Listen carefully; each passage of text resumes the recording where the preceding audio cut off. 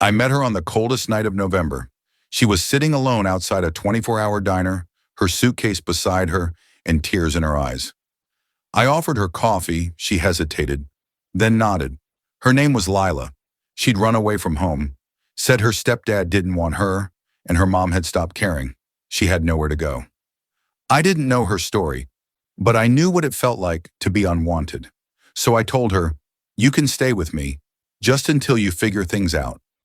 That just until became 3 years. I gave her a room, shared food, helped her apply to school.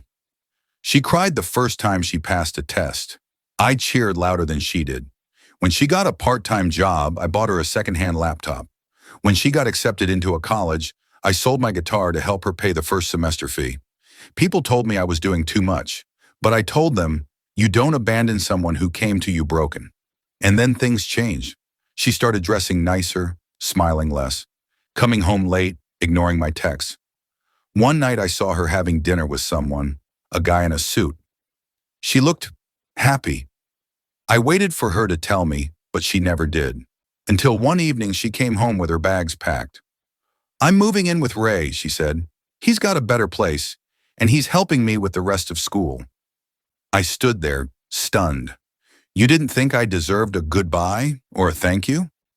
She looked at me, no guilt in her eyes, and said, "You were just helping. I never asked you to." And just like that, she left.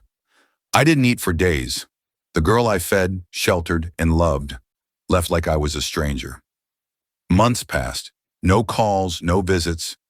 Then one rainy night, there was a knock on the door. It was Lila, wet, pale, shivering. "Ray was using me," she whispered. "When I lost my scholarship, he kicked me out." I didn't say anything. I just handed her a towel, made her tea, let her sleep on the couch. She cried herself to sleep. And in that moment, I realized something. I wasn't helping her because I wanted anything in return. I was helping her because that's what love does, even when it's not returned. Moral of the story: kindness isn't always repaid. Love isn't always remembered. But those who give, without keeping score, are the ones who change lives, even if they're forgotten along the way. You might miss out on our next interesting stories if you're not following us. I met Sarah on a winter night. She was standing outside the train station crying into her coat. No money, no phone, no home. Her boyfriend had kicked her out, just like that. I didn't know her, but I gave her my jacket, bought her dinner, booked her a small motel room. She said, "Why are you helping me?"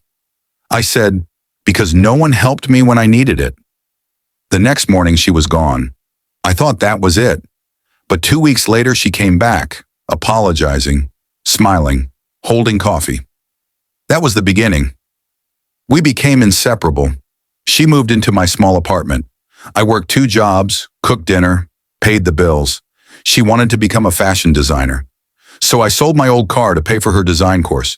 She cried, told me she'd never forget what I'd done. Months passed. She got better, brighter, bigger. Her designs started gaining attention. Then she got an offer, an internship in another city. I was proud, scared, but proud. She said, "I'll come back. You're my everything." I waited for calls, for visits, but weeks turned to silence. One day I saw a photo on Instagram. Sarah in a luxury studio, smiling, holding hand with her new boyfriend. The caption read, "To the man who believed in me when no one else did." But it wasn't me in the photo. I didn't comment, I didn't message, but I never unfollowed. Months later, she came back to town for a show. I went, sat at the back. She didn't see me. After the event, I left a small note on her car window. "You don't have to remember me. I just hope you never forget how you got here." She never replied, but the next day she posted a quote. "Not every love is meant to be held forever. Some just carry you to where you need to go. Some people will only love you for the bridge you become, and once they've crossed, they'll forget the cracks you carried for them." You might miss out on our next interesting stories if you are not following us.